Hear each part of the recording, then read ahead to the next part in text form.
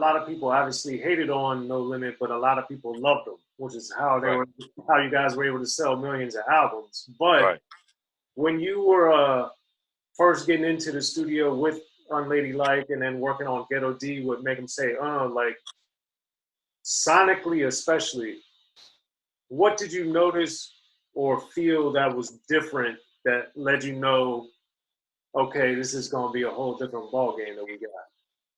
How hard the beats was, and I couldn't stop myself from just expressing some shit. It was the sound.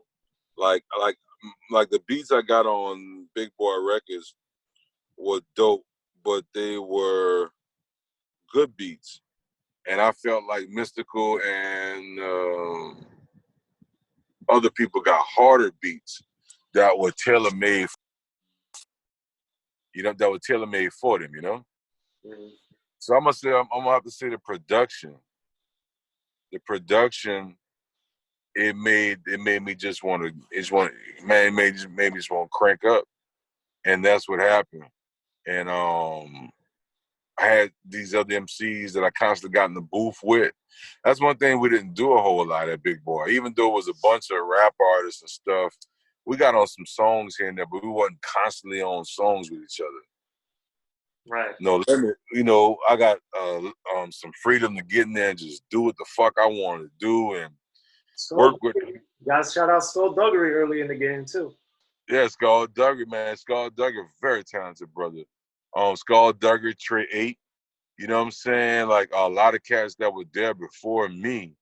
I guess they were just kind of finding their way. I just didn't leave the studio, Soren. Yeah. I just didn't leave the studio.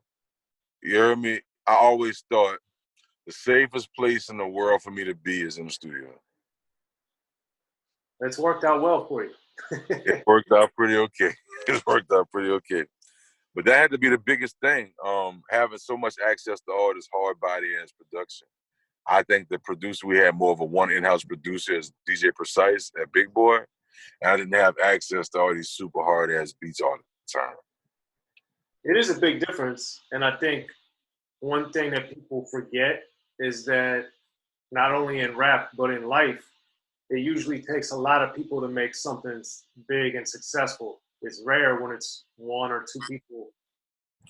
It is. It's it's like a dish, and it's this dish we gotta wait for, opposed to everybody pitching in and we can eat this quicker.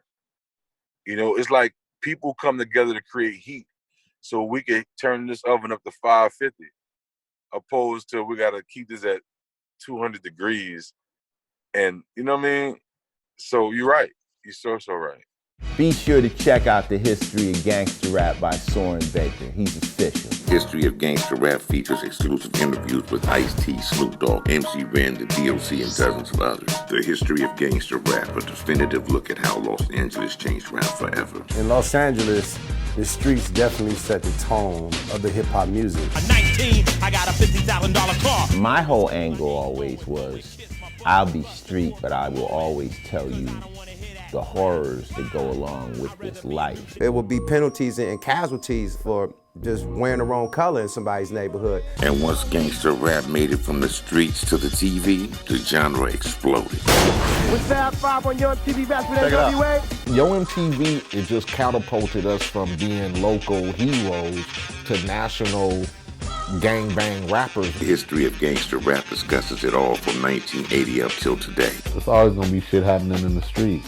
You know what I mean? So it's always gonna be something to talk about. The History of Gangster Rap in stores now.